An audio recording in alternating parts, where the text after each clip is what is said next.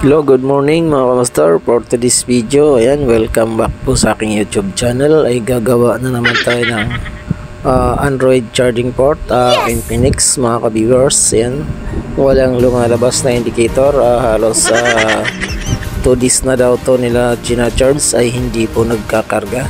Ayan mga ka-viewers, karamihan nitong sira mga ka-viewers ay nagmo-moist yung charging port. Ayan, kaya tara check natin, samahan niyo ako mga viewers.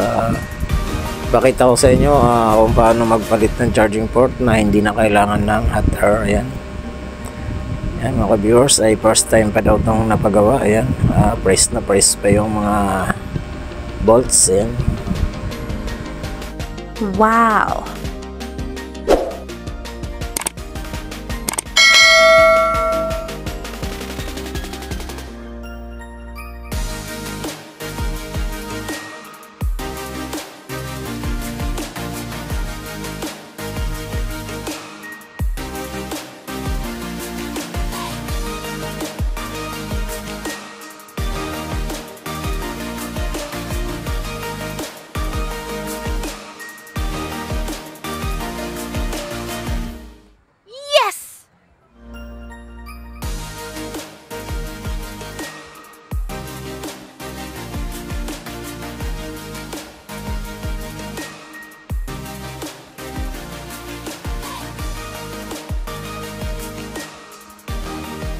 Yan mga ka-viewers, ay confirm nga ay nabasa yung pinaka capacitor sa charging board. Yan, puro moist po yung mga piyasa. Yan, yan mga ka-viewers, ay pati yung line ng charging ay putol po yung isang ground. Yan,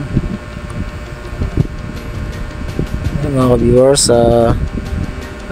ang gagawin natin ay tatanggalin natin siya na hindi na kailangan ng hot air. Ang gamit natin ay soldering na lang mga viewers, mga kamaster.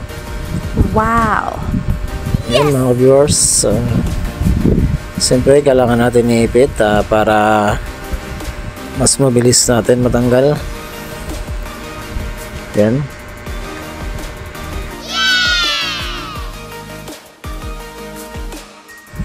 Yan, siyempre kailangan natin ng soldering lead. Yan, yan lang pong gagamitin natin. I-remove natin yung charging port. Yan mga viewers, at kailangan lang natin applyan ng yan, soldering lead. Yan,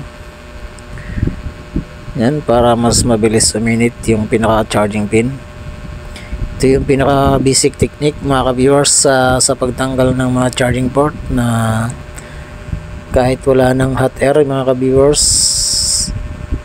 Yan, sa lahat ng charging port pwede po itong magawa sa ganitong klaseng pagtanggal mga ka-viewers. Yan, ay bababad mo lang yung soldering. Yan mga ka-viewers, ay wow, mabilis po matanggal yan. Ay, safe na safe pa yung charging board mo at hindi magkakalsa-kalasan yung mga capacitor. Yan mga ka-viewers.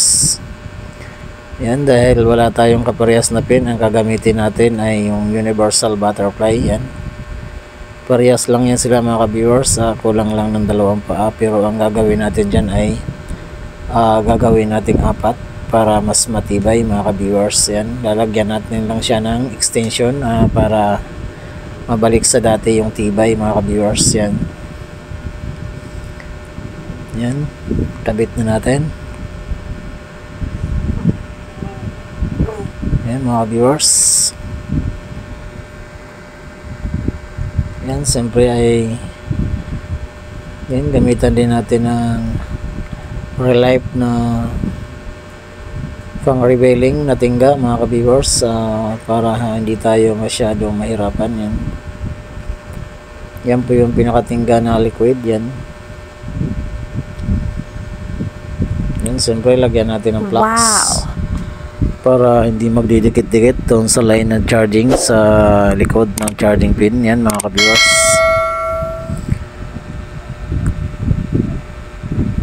Yan, yan mga ka-viewers, sa mga lahat pala na nag-subscribe sa YouTube channel natin at nag-like, nag-share, salamat sa nag-subscribe. Yan, thank God at naka 1,000 plus subscriber na tayo mga ka-viewers, mga ka-master. Ayan, Yan mga ka-viewers ay nakabit na natin.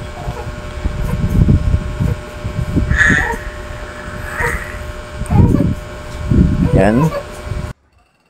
Yan, siyempre lalagyan din natin siya ng extension na pinaka sa likod ng charging pin para mas matibay mga ka-viewers.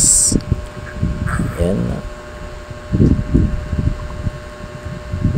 Yan mga ka-viewers, ay yun po yung pinaka original kabit niya. Kailangan ay apat po yung pinaka yan, kailangan din natin i-lock yung pinaka likod ng charging pin para mas matibay.